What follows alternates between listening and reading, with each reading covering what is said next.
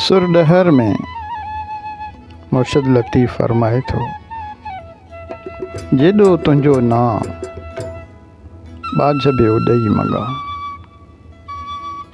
रे थंभे रे थूणिए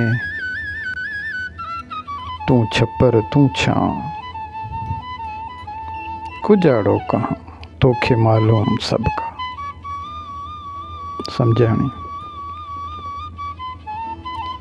जेॾो तुंहिंजो नालो आहे तेॾा ई महर तोखां थो पिना, तूं बिना कंहिं थंभे ऐं थूणी सभिनी जो परदो ऐं पनाह आहीं। छा चवां तोखे समूरो हाल ॼातल आहे।